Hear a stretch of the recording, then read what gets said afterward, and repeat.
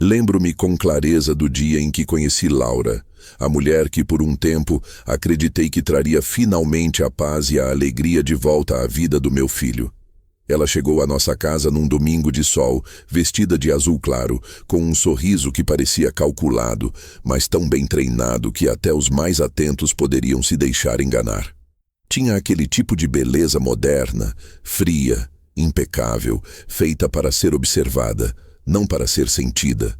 Meu filho, Daniel, estava radiante ao lado dela, orgulhoso como um menino que acabara de conquistar o mundo. Pai, essa é a Laura, minha futura esposa, disse, e eu apenas estendi a mão, tentando esconder a sensação estranha que se formou no peito naquele instante, uma intuição silenciosa que aprendi com o tempo a nunca ignorar. Daniel sempre fora um homem de coração bom demais para o próprio bem. Perdeu a mãe cedo e talvez por isso tenha crescido com uma sede enorme de preencher vazios, não os dele, mas os dos outros. Quando trouxe Laura, eu o vi sorrindo como não via há anos. Ela falava com delicadeza, chamava-me de Senhor Augusto e me olhava nos olhos. Mas era um olhar que não parava quieto, como quem mede o terreno antes de fincar o primeiro prego. Mesmo assim, dei o benefício da dúvida. Disse a mim mesmo que o amor às vezes é apenas o medo de ficar sozinho, disfarçado de destino, e que talvez, só talvez, ela fosse apenas reservada, não falsa. O noivado foi rápido demais, quase impaciente. Ela parecia ter pressa de selar algo, como quem teme que o feitiço se quebre. Em 4 meses, já estávamos sentados em um salão de festas, cercados por luzes brancas demais, flores caras demais e sorrisos que duravam o tempo exato de um clique de câmera. O casamento foi digno de revista. Músicos de cordas, champanhe francês, discursos ensaiados. Daniel me pediu para ser o padrinho, e eu aceitei com lágrimas nos olhos. Não por orgulho, mas por esperança. Eu via nele o reflexo do homem que eu fui, há décadas, quando ainda acreditava que o amor bastava para segurar o mundo no lugar. No entanto, mesmo naquela noite, algo em Laura me inquietava. Ela parecia olhar para tudo como se fosse uma plateia. Os convidados, os fotógrafos, até o próprio marido. Tudo era espetáculo. E ela, a atriz principal. Quando me aproximei para cumprimentá-la, notei que a expressão dela mudava conforme quem se aproximava. Doce para os amigos, altiva para os parentes, neutra para mim. O Senhor criou um homem incrível, seu Augusto. Ela disse, segurando minha mão com firmeza demais. Ele é tudo que eu sempre quis. Sorri e respondi o óbvio, que Daniel merecia alguém que o amasse de verdade. Ela assentiu, mas desviou o olhar rápido demais, como quem não sabe receber bênçãos que não pediu. Nos meses seguintes, visitei-os algumas vezes no apartamento novo, um lugar elegante, mas vazio de alma. As paredes eram todas brancas, o sofá cinza, e o silêncio parecia constante, mesmo quando a televisão estava ligada. Daniel parecia cansado, embora dissesse estar feliz. Laura me servia café em xícaras pequenas demais e falava pouco. Era sempre educada, mas com uma educação de vitrine, sem calor. Certa vez, enquanto ela se afastava para atender o telefone, ouvi Daniel dizer: "Ela gosta que tudo seja perfeito, pai. Diz que o caos traz azar." Eu ri, achando que fosse brincadeira. Hoje sei que era confissão. No primeiro aniversário de casamento, fui convidado para um jantar em um restaurante caro. Eu nunca fui homem de restaurantes caros, prefiro comida feita em casa, mas aceitei por ele. Quando cheguei, vi Laura ajeitando o guardanapo no colo como se estivesse em uma entrevista. Conversamos sobre banalidades, até que ela disse, sem olhar para mim: "Daniel contou que o senhor ainda vive sozinho naquela casa antiga. Deve ser difícil sem ninguém para cuidar." Sorri e respondi: "A solidão pesa menos que a companhia errada." Ela não riu, apenas mexeu o copo como se tivesse ouvido algo que não devia. Naquele momento percebi que algo em mim começou a se armar. Não por desconfiança, mas por instinto. Havia nela uma vaidade que não combinava com a vida que Daniel merecia. uma necessidade de status que respirava mais alto que o amor. Ainda assim, calei-me. Quem sou eu para destruir o castelo de ilusões do próprio filho? Às vezes é preciso deixar que as pessoas batam nas paredes que construíram para entender o som do próprio erro. Nos meses seguintes, as visitas diminuíram. Daniel sempre dizia estar ocupado. Laura, nas raras vezes que me ligava, soava cordial, mas distante. Eu, por minha vez, comecei a perceber que meu papel naquela nova família era o de um figurante discreto, convidado quando conveniente, esquecido quando inconveniente. Não reclamei. O silêncio, aprendi, é o mais fiel dos aliados. Ele observa o que o tempo confirma. Na última vez que os vi juntos antes de tudo começar a ruir, Laura estava grávida de 2 meses. Daniel me abraçou com ternura, e ela apenas acenou. Eu lhe desejei saúde e sabedoria. Ela me respondeu: Deus sabe o que faz. Concordei, mas dentro de mim uma voz antiga murmurou: Deus sabe, mas o homem esquece rápido demais. Naquele instante, sem saber, o fio da história começou a se esticar. O casamento que parecia sólido era apenas uma casa de vidro. E eu, o velho silencioso na plateia, estava prestes a ver as rachaduras que ninguém mais via. O tempo passou com a lentidão disfarçada que precede uma tempestade. À distância, eu via meu filho tentar equilibrar o que chamava de vida conjugal e o que restava de si mesmo. Laura, sempre impecável, transformara a casa em uma vitrine. Cada móvel, cada quadro, cada vela perfumada parecia dizer o mesmo: aqui mora a aparência. Quando eu ligava, Daniel atendia rápido com a voz cansada e falava sempre olhando para o relógio. Está tudo ótimo, pai. Ela anda meio nervosa com o trabalho, mas é normal. Eu fingia acreditar. Nenhum homem repete está tudo ótimo tantas vezes quando realmente está. As primeiras rachaduras começaram pequenas, quase imperceptíveis, como as infiltrações silenciosas que corroem a parede por dentro antes de aparecerem na pintura. Daniel começou a faltar aos nossos almoços de domingo. Às vezes avisava, outras simplesmente não aparecia. Eu preparava a mesa como sempre. 2 pratos, o pão quente, o café passado na hora, e ficava esperando, tentando me convencer de que ele ainda chegaria. O relógio fazia barulho demais, e o silêncio da casa parecia zombar de mim. Quando ligava, ele pedia desculpas com uma voz apressada. Laura não estava se sentindo bem. Prometo compensar na próxima semana. A próxima semana nunca chegava. Certo dia, sem aviso, Laura veio até mim sozinha. Estava vestida de branco, óculos escuros, perfume forte. Disse que queria conversar como adultos. Achei estranho, mas a convidei para entrar. Ela olhou ao redor da minha sala com o mesmo ar de quem avalia uma peça antiga. O senhor devia pensar em vender este lugar, disse. É grande demais para um homem só. Sorri de leve e respondi. Algumas casas são como lembranças, dona Laura. Não se vendem, se guardam. Ela riu com um ar condescendente. O passado é bonito, mas não paga as contas. Naquele instante entendi que não falávamos da casa. Falávamos de valores, e os dela estavam hipotecados em algo que o dinheiro não quita. Depois dessa visita, tudo piorou. Daniel passou a evitar até as mensagens. Quando eu ligava, ela atendia. Ele está ocupado, seu Augusto. Depois ele retorna. Nunca retornava. Descobri que havia bloqueado meu número do celular dele. Erro técnico. Ela diria meses depois, quando tudo já estivesse desmoronado. Mas eu sabia que não era. Ela queria me apagar do cotidiano dele, e conseguiu por um tempo.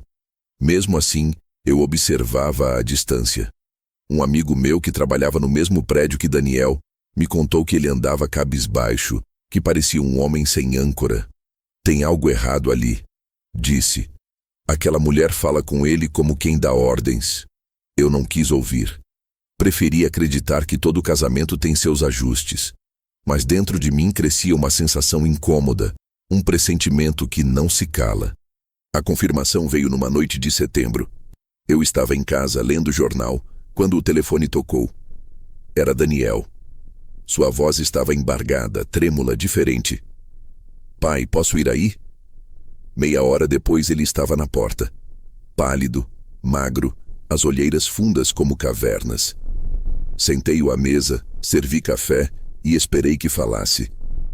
Ela disse que eu não sirvo para nada, pai. Que se não fosse por ela eu ainda estaria dirigindo o mesmo carro velho. Ele abaixou a cabeça. Talvez ela tenha razão. Foi a primeira vez que percebi que Laura não queria apenas a independência dele. Queria a submissão. Tentei aconselhar sem interferir demais. Filho, amor não é hierarquia. Se um sobe e o outro se ajoelha, isso não é amor, é contrato. Ele me olhou com olhos vazios. Pai, o senhor não entende. Ela tem planos. Ela quer que eu cresça. Eu quis dizer, não às custas de quem te ama, mas engoli as palavras. Aprendi que há dores que só se curam quando sangram por completo. Os meses seguintes foram uma sequência de ausências.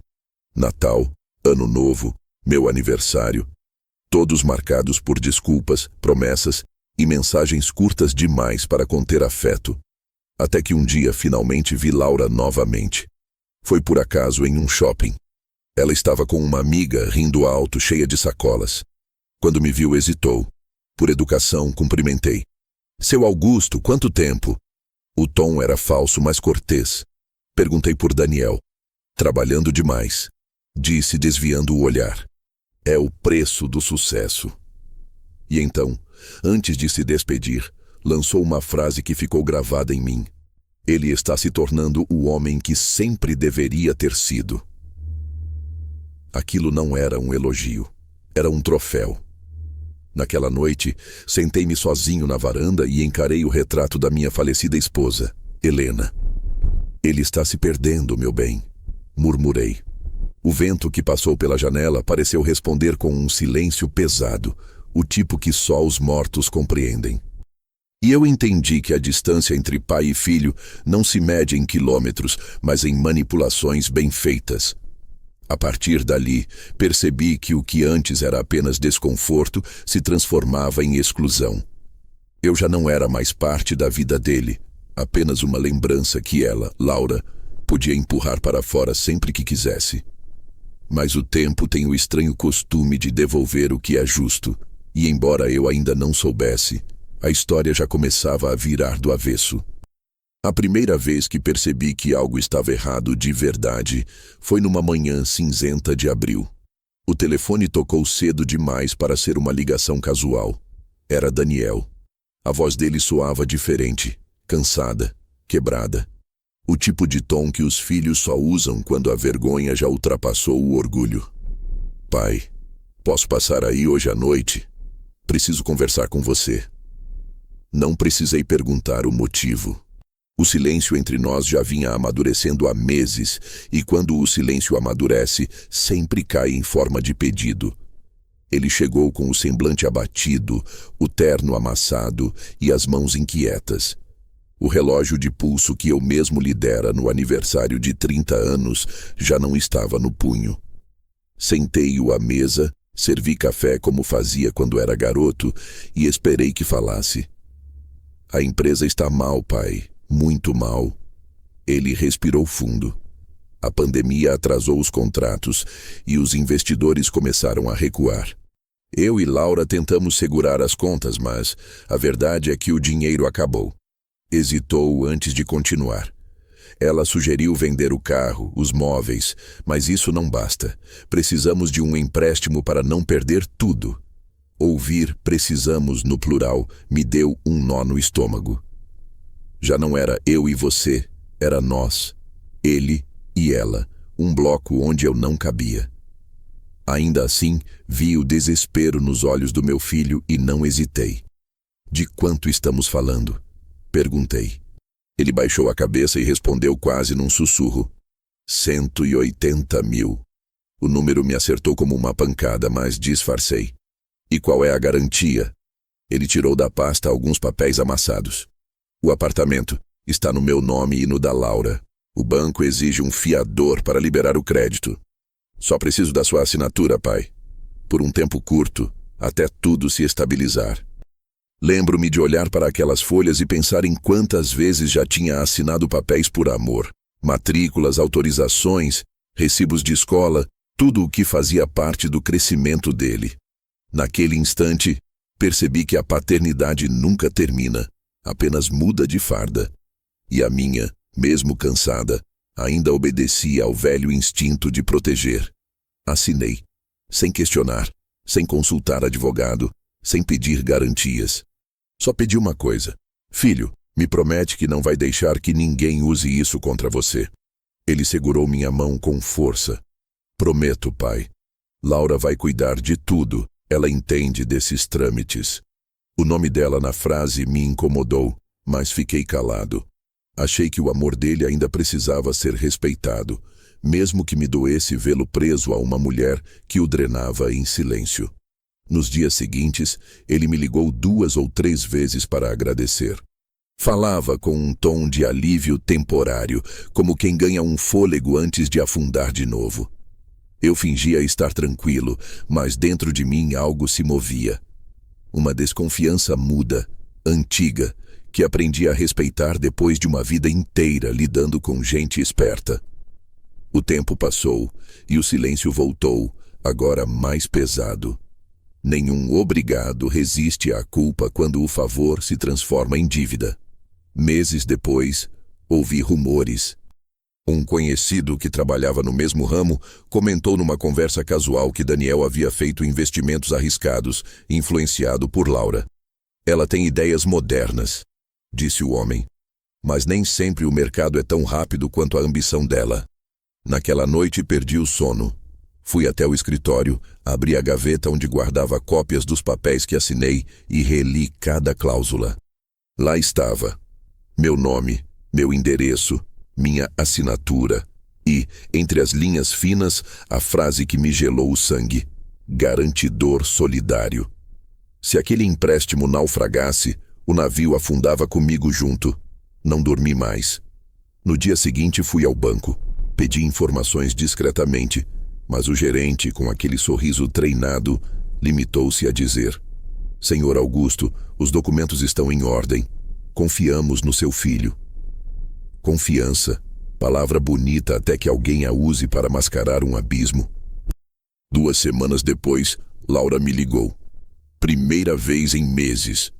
A voz dela soava doce, mas calculada.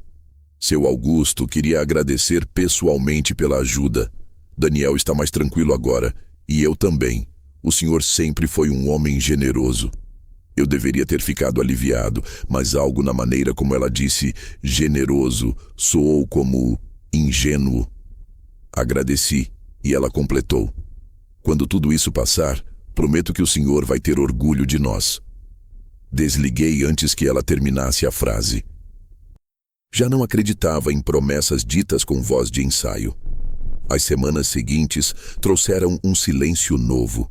Não o silêncio da distância, mas o do medo. Daniel parou de me ligar. Nenhuma notícia, nenhum sinal.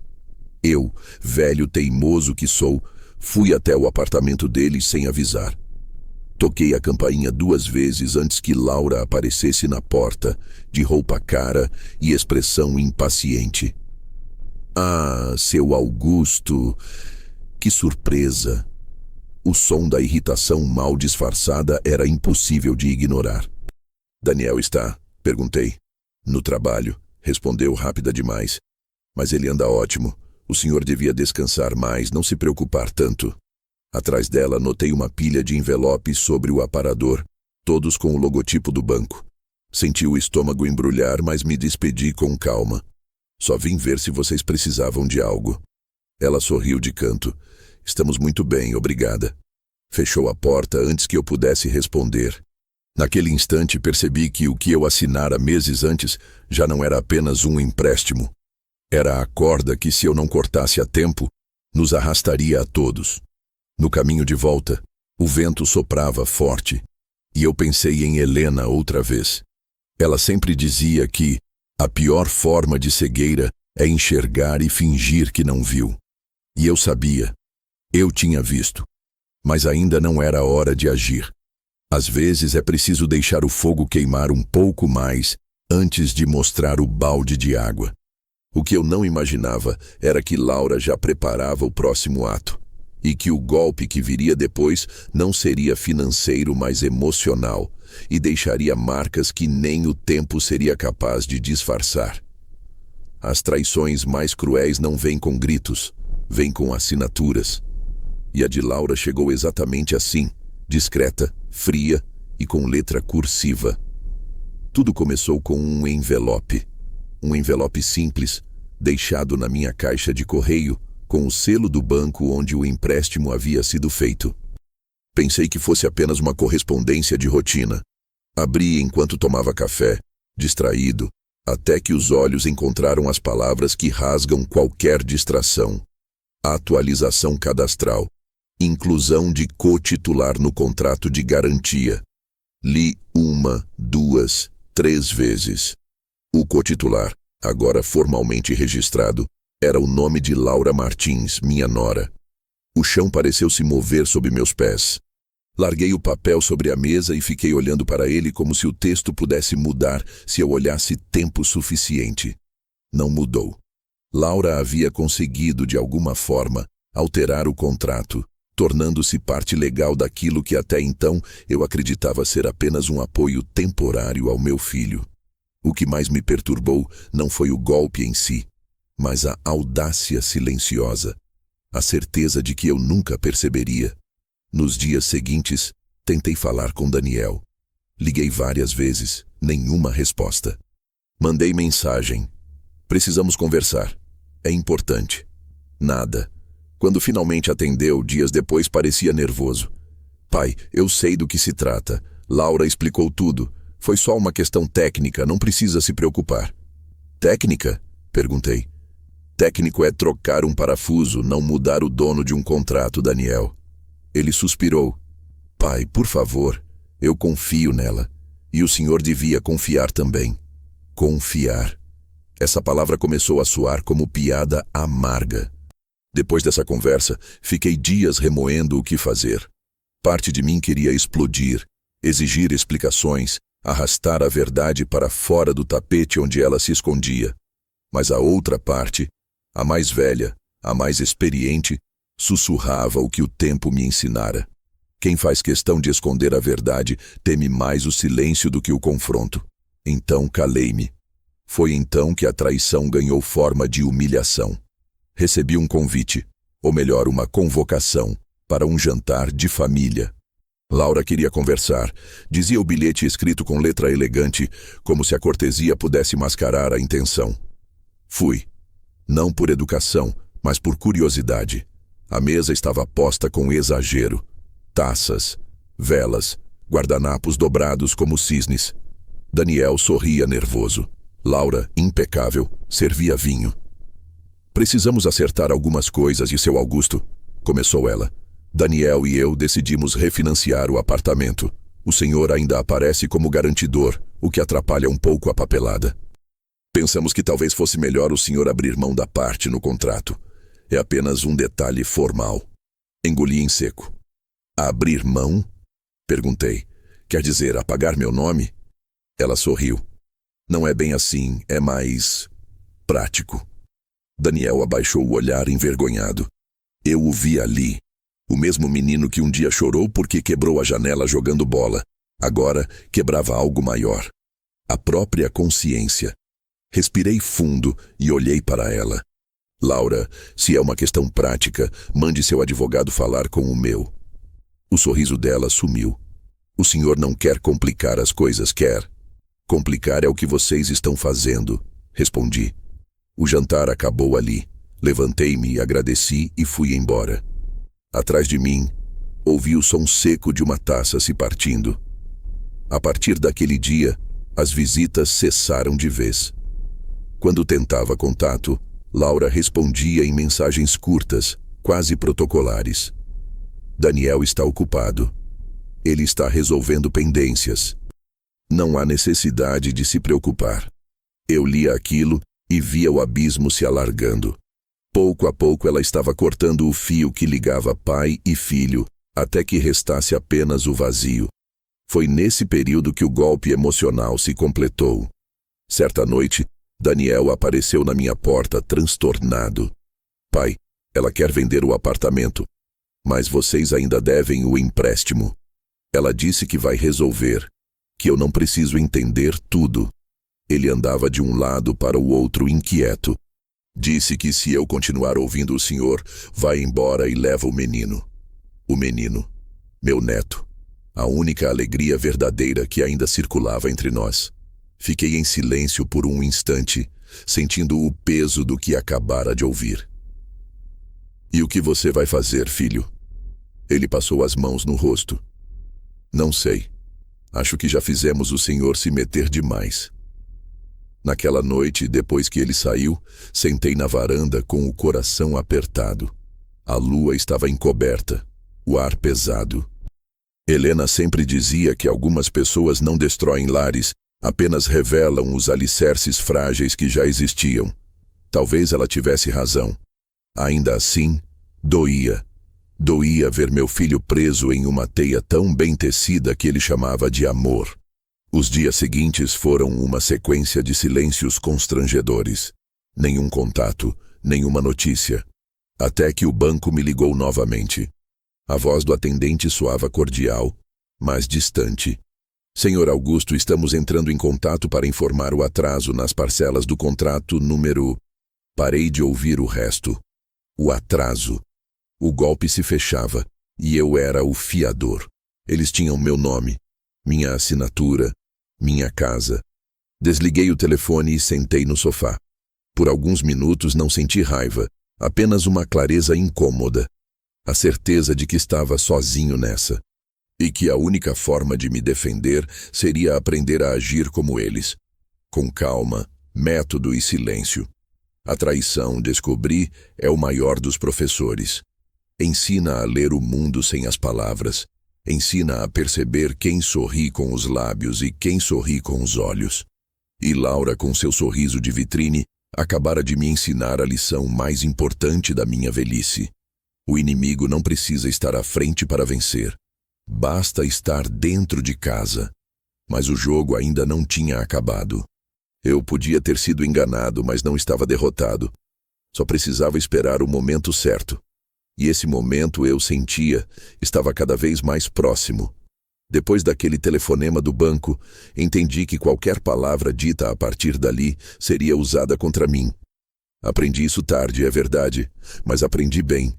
O silêncio passou a ser não apenas defesa, mas estratégia. O tipo de arma que não dispara, mas sufoca. Era hora de recuar, não por covardia, mas por cálculo. Nos primeiros dias, Daniel ainda tentava manter contato. Ligava, enviava mensagens curtas, como se buscasse testar as águas. Pai, está tudo bem? Desculpe pelo mal-entendido. Eu respondia com frases neutras, medidas com régua. Tudo sob controle. Não se preocupe.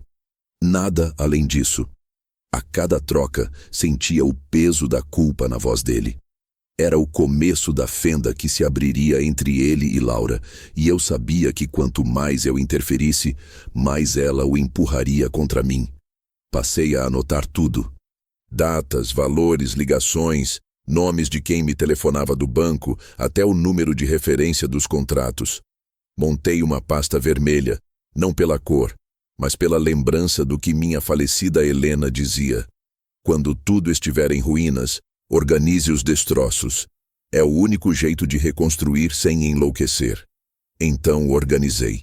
A pasta foi crescendo, devorando papelada, comprovantes, cópias. Cada documento era uma peça do quebra-cabeça que eu ainda não sabia como usaria, mas sabia que seria útil.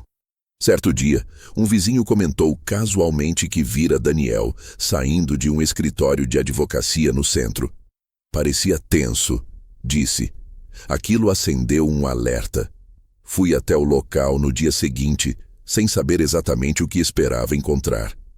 Fingi ser cliente e pedi informações vagas sobre imóveis apenas para observar o movimento. Foi quando, na mesa do atendimento, vi um envelope com o nome de Daniel no canto. O atendente o colocou numa pilha, sem notar meu olhar. Ali, tive a confirmação de que havia algo sendo tramado às minhas costas, e que não era apenas sobre dinheiro. Naquela noite, sentei na varanda e pensei em tudo que havia acontecido nos últimos anos. O casamento, o empréstimo, as mentiras, o distanciamento, um ciclo inteiro de manipulação que eu mesmo ajudei a financiar. A raiva começou a se dissolver, dando lugar a uma espécie de lucidez gelada. Era hora de parar de agir como pai e começar a agir como homem. Decidi desaparecer um pouco. Não completamente, apenas o suficiente para que me esquecessem, para que Laura pensasse que o velho cansado finalmente havia desistido. Comecei recusando convites, depois as ligações. Mudei o horário das minhas caminhadas, deixei de frequentar os mesmos lugares. A rotina se tornou discreta, previsivelmente invisível. E no meio dessa ausência calculada, comecei a construir o que mais tarde seria a minha vingança silenciosa. Procurei um advogado de confiança, um amigo antigo de Helena, que devia à minha família mais favores do que eu podia contar. Contei tudo, sem dramatizar, apenas expondo os fatos como quem lê um relatório. Ele ouviu, tomou notas e, no fim, disse uma frase simples.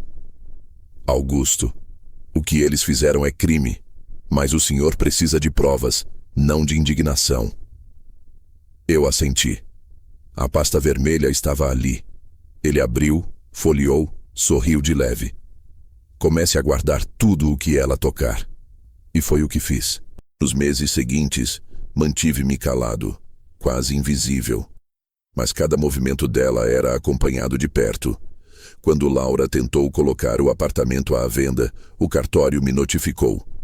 Quando ela abriu uma nova conta bancária conjunta com Daniel, o extrato caiu em cópia no meu e-mail, consequência de uma autorização antiga que ela havia esquecido de revogar. Cada erro dela se tornava uma peça nova na minha coleção. Daniel, cada vez mais abatido, começou a aparecer sozinho de vez em quando. Sempre pedindo desculpas por tudo, tentando justificar as ações da esposa. Ela só quer o melhor pra gente, pai. Ela diz que o senhor não confia nela, que isso te corrói. Eu apenas ouvia. Às vezes, fazia um café e deixava o silêncio fazer o resto. Ele chorava, envergonhado, e eu o deixava chorar. Não porque me comovesse, mas porque sabia que ele precisava quebrar por dentro antes de acordar. Laura, por sua vez, começou a me testar. Enviava mensagens educadas, frias. Espero que o senhor esteja bem. Daniel sente sua falta. Precisamos resolver algumas pendências do banco. Eu lia, mas não respondia. Um silêncio educado é mais devastador que uma ofensa. Com o tempo, ela passou de cortesa a agressiva. O senhor está dificultando as coisas.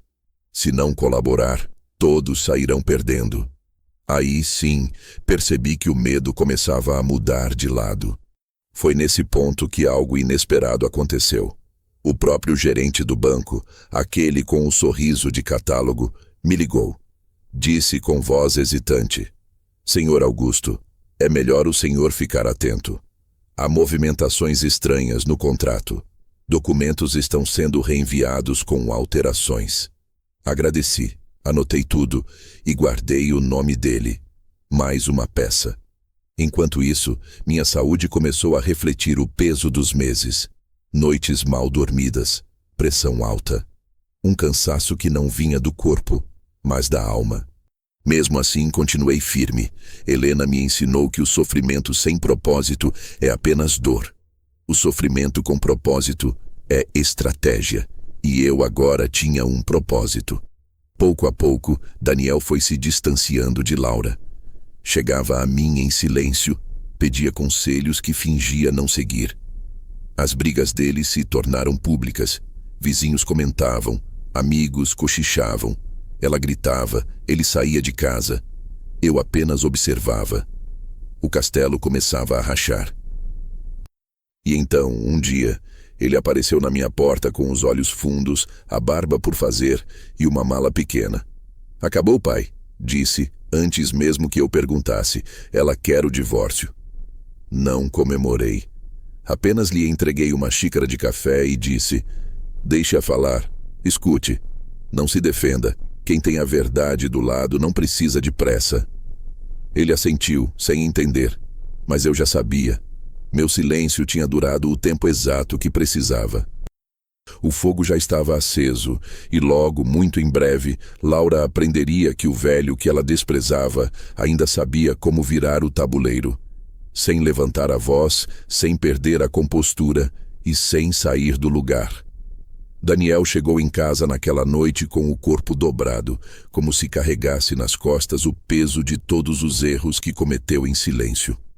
Deixou a mala perto da porta, sentou-se sem dizer nada e ficou ali, imóvel, olhando o chão. O relógio da parede marcava 9:30, mas o tempo dentro da sala parecia ter parado. Eu o observei por longos minutos em silêncio, até que ele levantou os olhos e disse a frase que eu vinha esperando há anos, embora nunca tivesse desejado ouvir. Pai, ela destruiu tudo. Laura havia pedido o divórcio.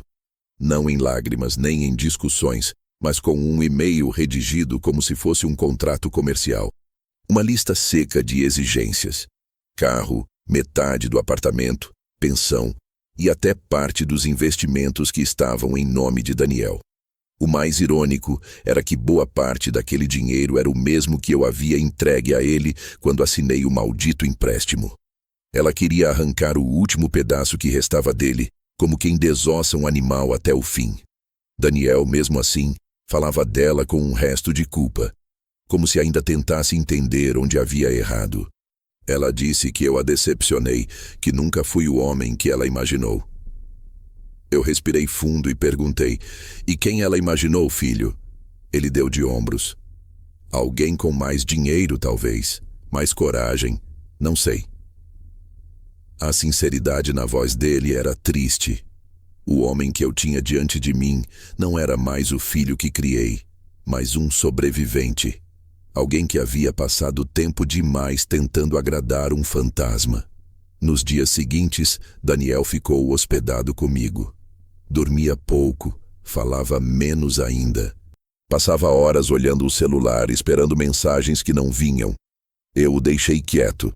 Às vezes, a única forma de alguém reencontrar o próprio chão é quando o chão finalmente cede. Mas, à medida que a poeira baixava, a máscara de Laura começou a se despregar. Amigos em comum começaram a falar. Comentários sussurrados, mensagens discretas. Augusto, você sabe que ela já estava com outro? Ouvi dizer que ela abriu uma conta no nome de uma empresa fantasma. Parece que ela transferiu dinheiro do negócio de Daniel para essa conta. Eu ouvia, anotava e não dizia nada. O velho de antes teria confrontado, gritado, exigido explicações. Mas o homem que eu era agora já aprendera que o tempo tem mais poder do que qualquer vingança dita com raiva. Foi numa tarde chuvosa que tudo se confirmou. Um conhecido meu, contador, ligou dizendo que havia algo estranho nas declarações fiscais da empresa do meu filho. Augusto, o CPF da Laura aparece como beneficiária de um repasse que não faz sentido. E há uma assinatura digital anexada, igualzinha à sua, a minha. Eu soube, naquele instante, que ela havia forjado documentos em meu nome. E o pior, com o empréstimo ainda ativo, qualquer irregularidade poderia cair sobre mim. Era o golpe final, a tentativa de me arrastar junto com o naufrágio dela. Imediatamente procurei o advogado e mostrei tudo. Ele analisou, respirou fundo e disse: ela cruzou uma linha perigosa. Isso não é mais só fraude financeira, é falsificação. Olhou para mim e completou: o senhor quer denunciá-la agora? Pensei por um instante. Ainda não, respondi. Quero que ela chegue até o fim da corda por conta própria. Só então puxo. Ele sorriu. O senhor sempre foi paciente demais. Eu apenas disse: a vingança que vem cedo é raiva. A que vem no tempo certo é justiça. Enquanto isso, Daniel começou a recuperar um pouco da dignidade. Voltou a trabalhar, passou a ajudar nas despesas da casa.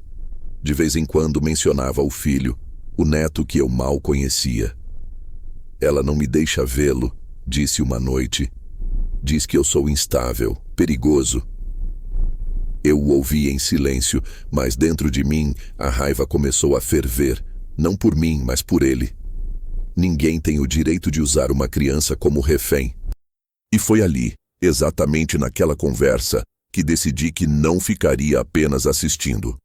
Nos bastidores, continuei reunindo tudo. Extratos, cópias, e-mails, conversas gravadas. Cada peça se encaixava perfeitamente, como se o próprio destino tivesse começado a trabalhar a meu favor. Laura, arrogante como sempre, acreditava que o divórcio seria sua vitória final, que Daniel se ajoelharia, que eu desapareceria e que ela sairia com metade do que restava. Mas não contava com um detalhe. Eu ainda estava lá, observando, e tinha o que ela nunca teria: paciência e memória. O dia da primeira audiência chegou. Lembro-me da sala fria, das luzes brancas e do som abafado das vozes ao fundo. Laura entrou primeiro, acompanhada de um advogado jovem demais para entender o tipo de mulher que representava. Daniel manteve os olhos baixos. Quando me viu, ela ergueu o queixo e soltou um riso curto, como quem zomba de um detalhe inconveniente. Achei que ele não viria, disse em voz alta, só para que eu ouvisse. Essas coisas de família são para quem ainda faz parte dela. Sentei-me no fundo, calado. Era como assistir a uma peça da qual já se sabia o final. O advogado dela falou demais, o de Daniel falou o suficiente. O juiz pediu calma, as partes se exaltaram. No intervalo, ela passou por mim e disse baixo, sem mover os lábios: velhos deveriam saber quando sair de cena.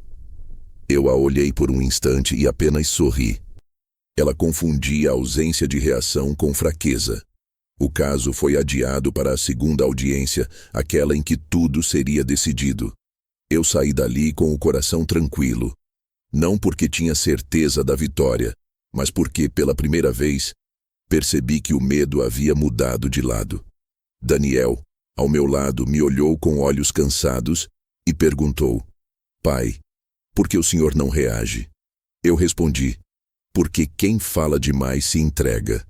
E quem espera o momento certo não precisa gritar para ser ouvido. O jogo estava montado, as peças posicionadas, e o próximo movimento não dependeria mais dela, dependia de mim. Naquela noite voltei para casa, abri a pasta vermelha e tirei uma folha que guardava há meses. Era um relatório completo, assinado e reconhecido em cartório, com todos os rastros das transações que Laura havia feito às escondidas. E junto a ele, o contato de um homem discreto, metódico que eu conhecera através do meu advogado. Um perito forense, especializado em fraudes financeiras e digitais. Alguém que ela não esperava encontrar pela frente. Peguei o telefone, disquei o número e disse apenas: está na hora. O dia da audiência amanheceu frio, com aquele tipo de céu branco que não promete nada. Daniel não disse uma palavra durante todo o trajeto até o fórum. Levava nas mãos uma pasta marrom e o olhar de quem caminha para o cadafalso. Eu, ao lado dele, permanecia calado, observando o mundo lá fora através do vidro do carro. As pessoas indo e vindo, alheias ao fato de que, dentro daquele automóvel, um pai e um filho atravessavam o fim de uma história e o começo de outra. Chegamos cedo. O corredor do tribunal tinha cheiro de papel e desinfetante. As vozes ecoavam como murmúrios de igreja. Laura já estava lá, cercada por duas amigas e um advogado de terno caro. Usava um vestido bege, simples mas caro, e o mesmo perfume que exalava nos jantares de aparência impecável. Assim que me viu, ergueu as sobrancelhas e virou o rosto com um sorriso seco. Era a mesma expressão que usava quando fingia ser cordial. Uma máscara de porcelana que eu já sabia exatamente quando racharia. O juiz não demorou a chegar. A audiência começou pontualmente. A sala era ampla, iluminada demais, como se a claridade tivesse sido projetada para não deixar sombra alguma se esconder. Daniel sentou-se à minha frente, as mãos trêmulas. Laura, ao lado oposto, parecia encenar um papel que ensaiara por meses. A cada frase do advogado dela vinha um suspiro, um olhar de vítima, um toque no lenço dobrado sobre a mesa. O texto estava pronto.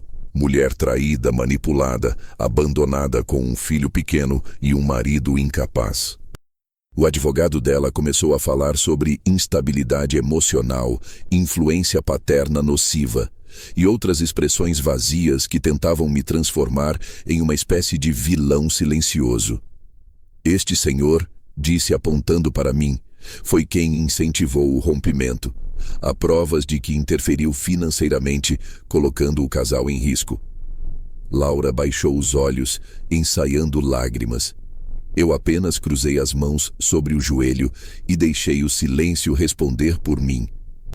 Daniel quis intervir, mas eu o contive com um olhar.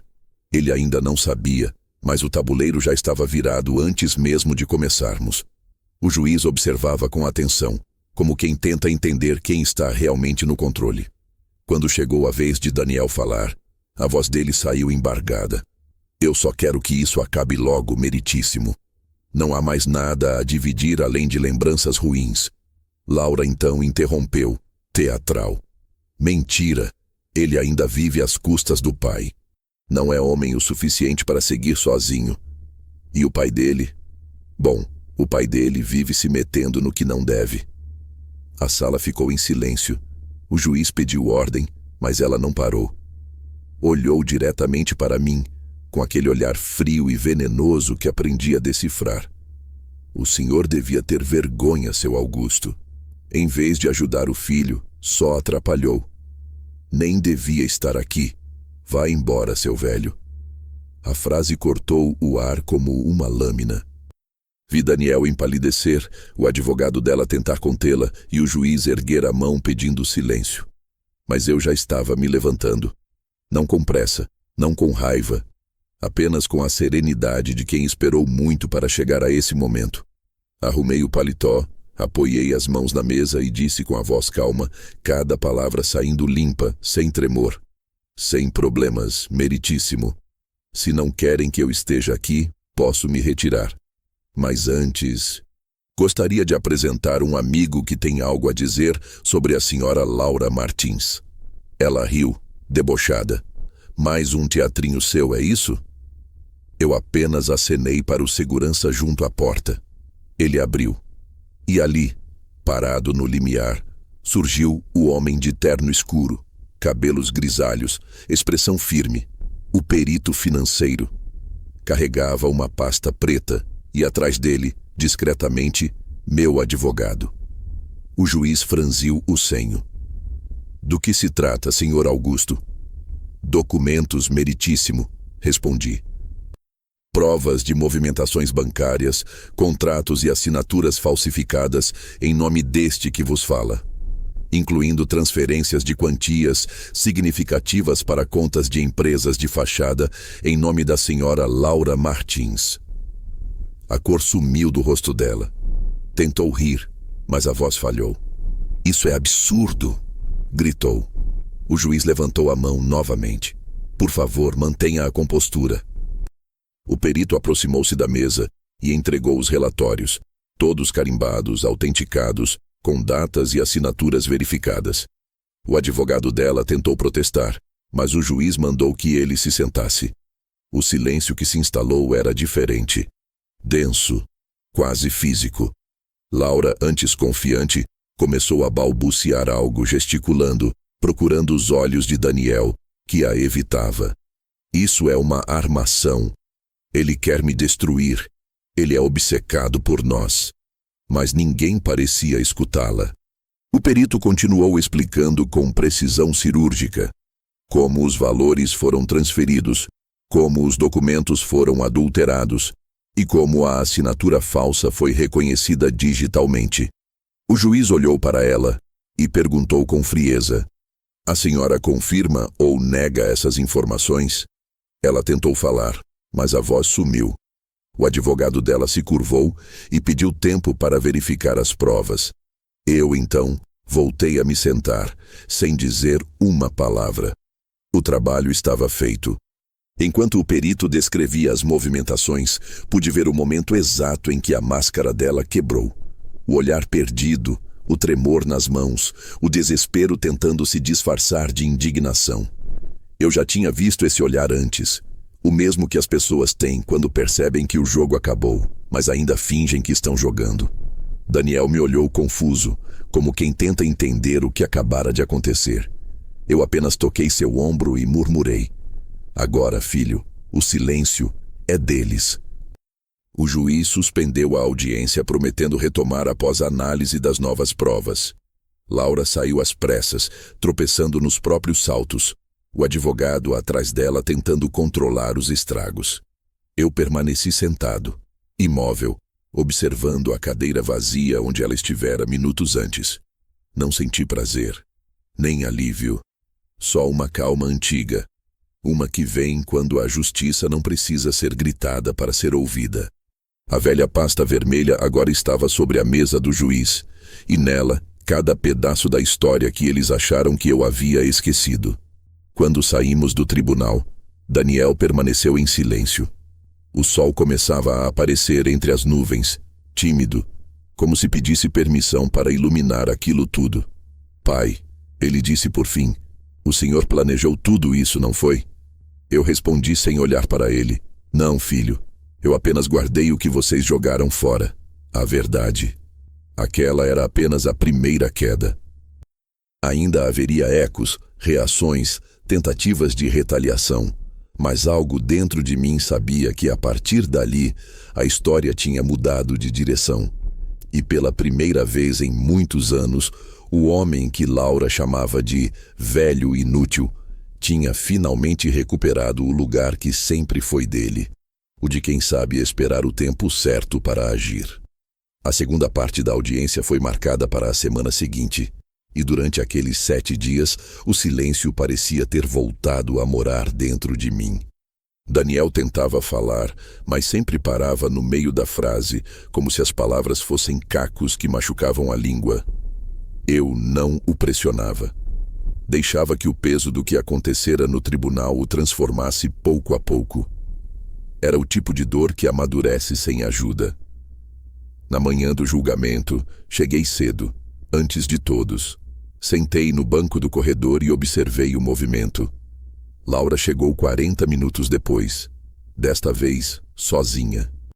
O advogado, provavelmente, ainda buscava uma forma de remendar o que não tinha conserto. Ela usava um casaco escuro, os cabelos presos, os óculos de sol grandes demais para o ambiente interno. O mesmo tipo de máscara de sempre, só que agora trincada nas bordas. Quando passou por mim, fingiu não ver. Eu, por educação, inclinei levemente a cabeça e ela apenas apertou os lábios. Quando entramos na sala, o ambiente era outro. Havia algo no ar, uma tensão que não vinha da raiva, mas do medo. O juiz, agora mais severo, folheava o relatório entregue pelo perito na semana anterior. À frente dele, o advogado de Laura parecia menor, encolhido. Daniel sentou-se ao meu lado. Eu podia sentir o nervosismo no jeito como ele tamborilava os dedos sobre o joelho. O juiz começou a sessão com voz neutra. A senhora Laura Martins, diante das novas evidências, deseja prestar algum esclarecimento antes que as partes sigam para a deliberação. Ela pigarreou, respirou fundo e tentou sorrir. Tudo isso é um mal-entendido, meritíssimo. Eu não tenho nada a esconder. Esses documentos podem ter sido manipulados. O juiz ergueu as sobrancelhas. O senhor perito está presente? A porta se abriu. E lá estava ele novamente. O homem de terno escuro. O amigo que eu mencionara. Trazia uma pasta ainda mais volumosa e, desta vez, uma pequena maleta metálica. Cumprimentou o juiz e pediu autorização para apresentar um laudo complementar. O som metálico da trava da maleta ecoou pela sala, seco, definitivo. Ele retirou de dentro um notebook e algumas folhas plastificadas. Nos últimos dias, realizei uma varredura digital nos registros do banco e das empresas relacionadas às transações mencionadas anteriormente. Todas as evidências confirmam a origem das falsificações. E mais, foi possível rastrear o IP do computador utilizado para a assinatura digital fraudulenta. O juiz inclinou-se para frente. E a que endereço pertence esse IP? O perito olhou diretamente para Laura e respondeu com calma. Ao da residência da senhora Laura Martins. A respiração dela falhou. A caneta escapou da mão e caiu no chão. O som reverberou na sala como um disparo. O advogado tentou interromper. Isso não prova a autoria. O perito continuou. Há registros de login, horário e usuário, todos associados ao e-mail pessoal da senhora. E, por coincidência, os acessos ocorreram nos mesmos dias em que foram enviadas as solicitações de transferência em nome do senhor Augusto. A cor foi sumindo do rosto dela. Isso é uma armadilha. Ele armou tudo, gritou, apontando para mim. O juiz bateu o martelo sobre a mesa. Silêncio. Qualquer acusação deve ser acompanhada de provas, senhora Laura. Ela olhou ao redor, procurando apoio, mas encontrou apenas olhares de desconforto. Daniel, ao meu lado, parecia petrificado. Eu continuei imóvel, as mãos cruzadas sobre o colo, observando sem alegria, mas com a serenidade de quem já tinha visto o fim desse tipo de história antes. O perito, então, colocou na tela uma projeção dos documentos originais, lado a lado com os adulterados.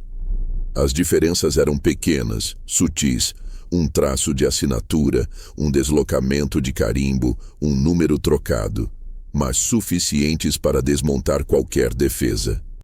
Além disso, continuou ele, há movimentações financeiras para uma empresa de fachada registrada no nome de uma funcionária doméstica da senhora, uma senhora chamada Marta Soares. O juiz virou-se novamente para Laura. A senhora confirma conhecer essa pessoa? Ela hesitou. Sim, era minha diarista.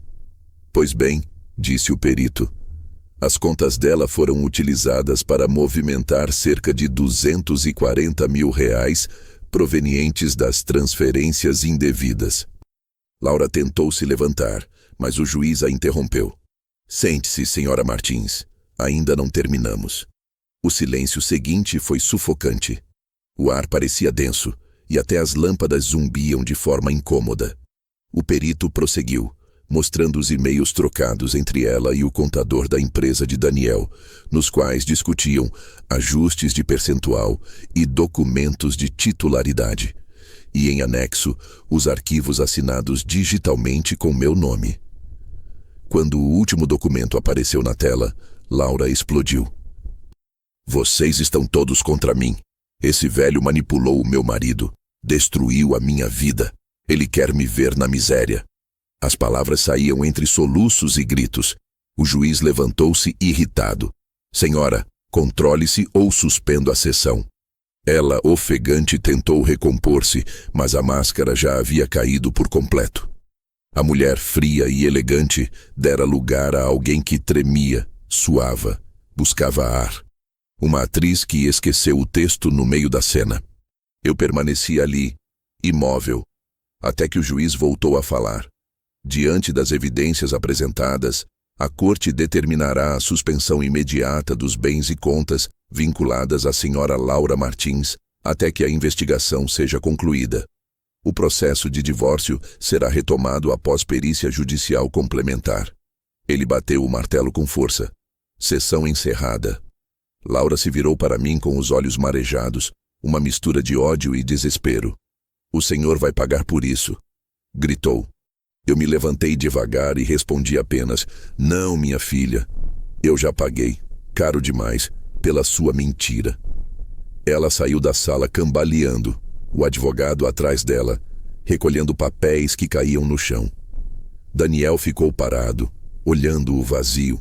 Nenhuma palavra. Eu toquei seu ombro. Viu, filho, o tempo fala mais alto do que qualquer acusação. Ele assentiu, mas havia lágrimas nos olhos. Pai, Eu nunca imaginei.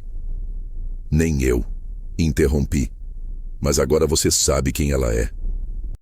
No corredor, o perito se aproximou de mim. Tudo certo agora, Sr. Augusto. Ela se afundou sozinha. Os próximos passos serão formais, apenas procedimentos. Agradeci, apertei sua mão e respondi.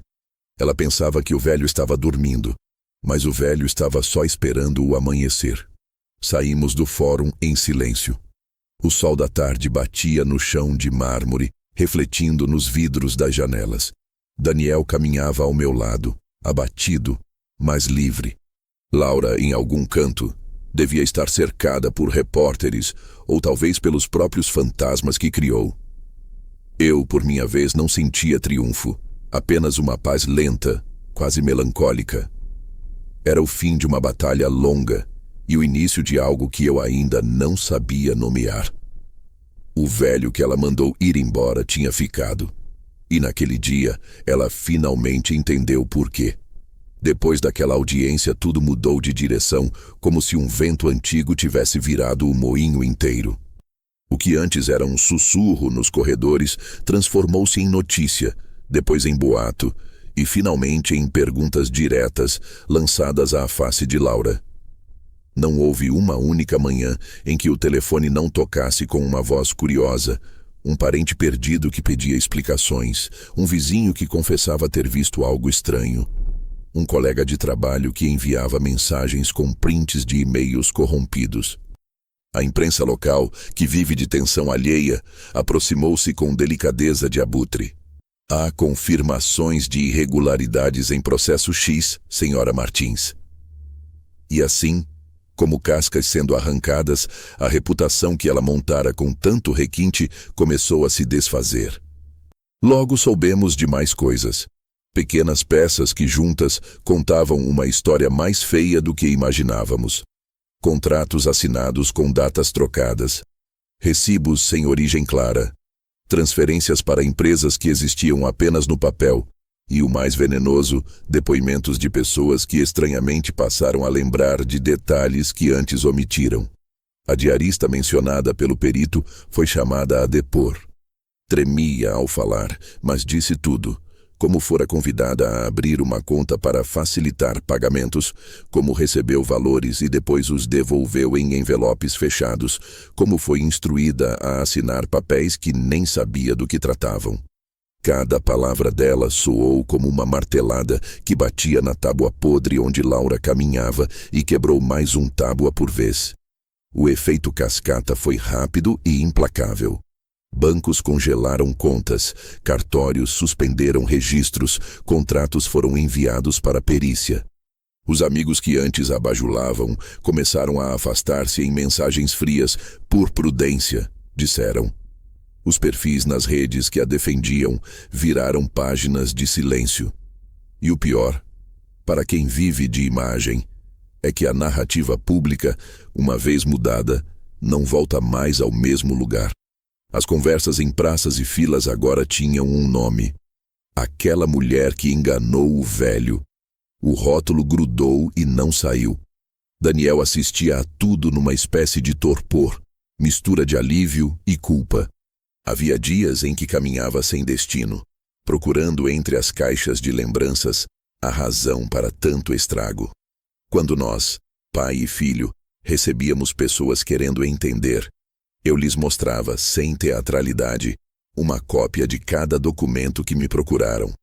Não para festejar a queda alheia, mas para que ninguém mais acreditasse em versões ensaiadas. Alguns vieram bravos, prontos para nos acusar de conspiração. Outros vieram com lágrimas, pedindo perdão por terem comprado a imagem. Eu não julgava. Julgamentos eram para a justiça, nós apenas apresentávamos o que havia sido escondido. Do lado jurídico, a maré virou com decisão firme do juiz que determinou não só a suspensão dos bens, mas a abertura de inquérito criminal para apurar a falsificação de documentos, lavagem de dinheiro e fraude. O processo cível, que antes caminhava para uma partilha, virou ação reativa, pedido de ressarcimento, reparação por danos morais e pedido de guarda do menino. pois ela, que usara a criança como peça de negociação, agora via questionada a própria aptidão para cuidar dele. Os advogados contratuais, que antes sorriam nos eventos, chamaram consultorias de crise, tentaram encontrar pontas de defesa. Era tarde. As provas técnicas apresentadas pelo perito foram avaliadas por pares e ratificadas.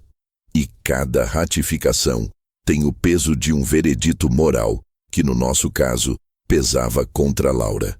Publicamente ela perdeu o chão. Em casa, perdeu o que realmente a movia: o controle. Começaram as ligações de cobradores, não apenas ao meu número. Muitos se voltaram para o escritório dela, para a família que a bancava antes, e o rosto que antes era fotografia de capas passou a ser manchete de pequenas reportagens em que comentavam como as aparências iludem. Pessoas que acreditaram em sua sinceridade pediram explicações, parentes pediram distância e alguns fornecedores exigiram garantias ou cancelaram contratos. A ruína, quando administrativa, espalha dor do tipo cotidiano: cancelamento de cartão, procura por empréstimos, ameaças de penhora.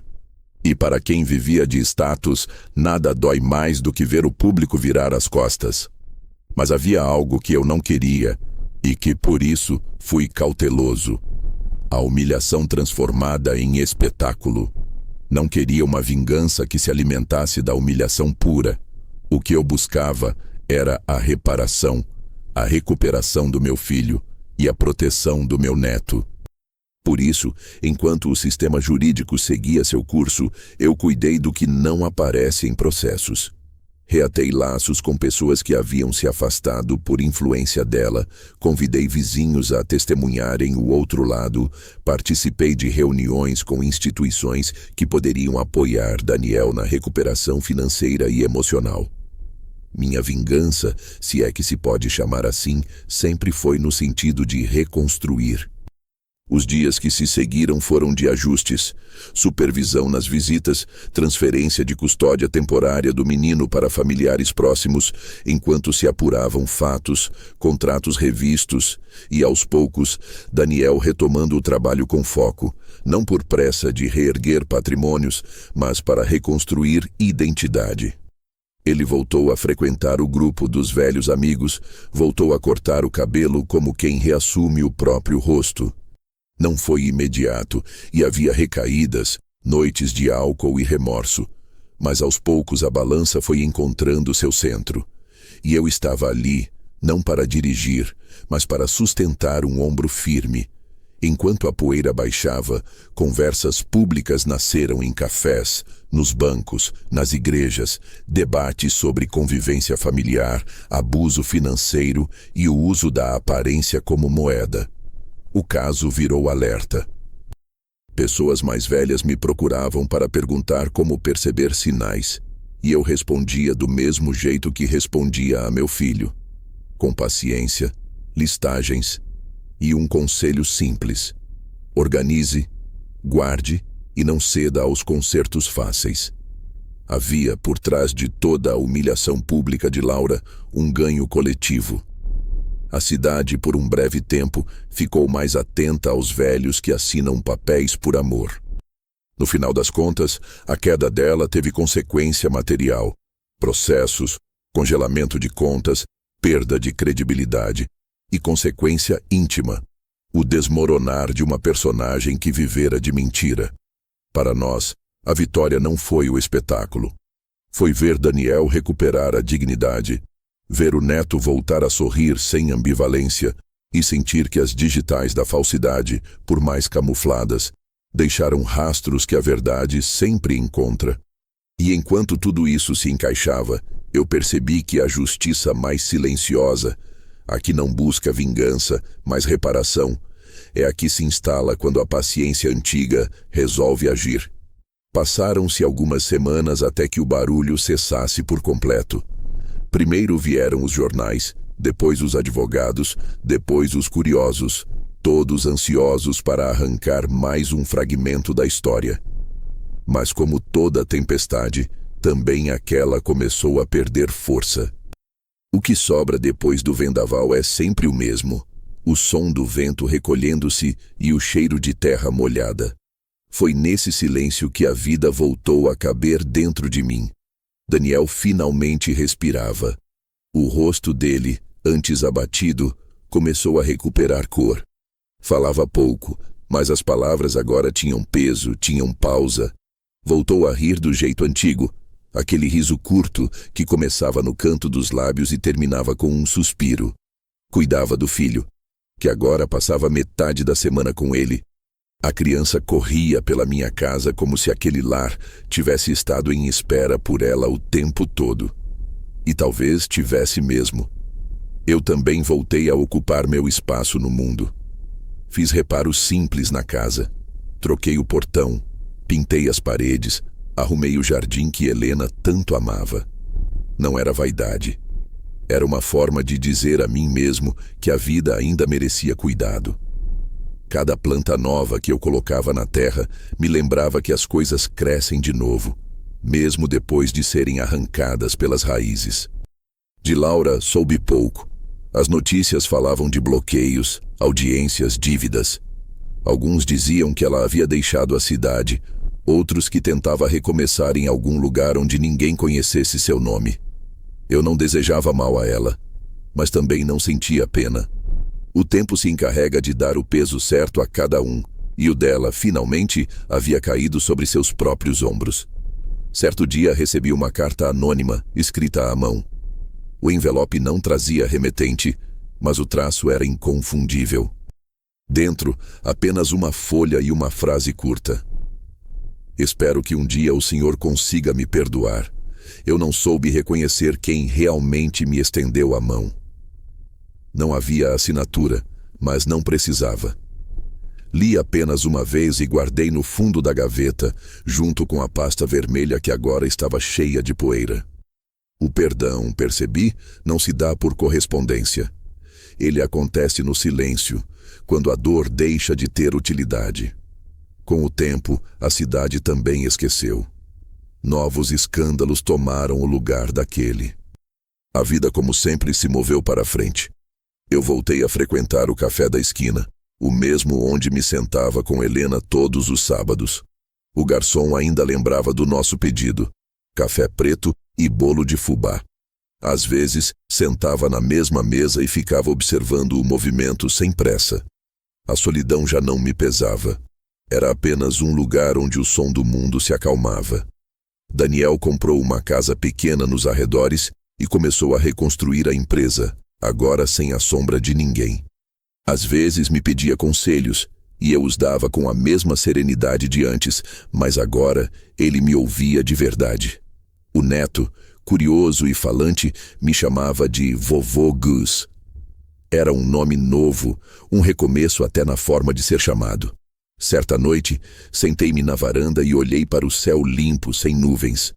Fazia tempo que não via as estrelas com tanta nitidez. Pensei em Helena, como sempre. Está feito, meu amor, murmurei. Nosso menino está livre. E, pela primeira vez, senti que aquelas palavras não eram apenas uma despedida, mas também um retorno. O retorno daquilo que eu sempre fui. Um homem simples que acredita que o tempo, quando usado com calma, é mais afiado que qualquer faca. Na semana seguinte, o advogado me chamou para assinar os últimos documentos. O processo estava encerrado. Todas as pendências resolvidas, os bens restituídos, as falsificações reconhecidas oficialmente. Ele sorriu, apertou minha mão e disse: "O senhor venceu, Augusto." Eu balancei a cabeça. "Não, doutor. Eu apenas sobrevivi com dignidade." Voltei para casa andando devagar. O sol se punha atrás dos telhados, tingindo o céu de laranja e ouro. O ar cheirava a jasmim. Entrei, fechei a porta e percebi que o silêncio agora não era mais ausência. Era companhia. O silêncio de quem não precisa mais provar nada. Na mesa da sala, a fotografia de Helena sorria sob a luz suave da tarde. Ao lado, a pequena planta que meu neto havia me dado crescia torta, mas viva. Sorri para mim mesmo. Era o retrato exato da vida.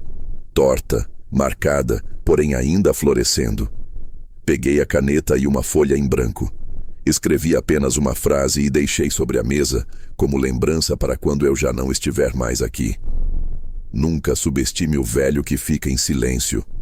Ele pode estar apenas esperando o momento certo para recomeçar.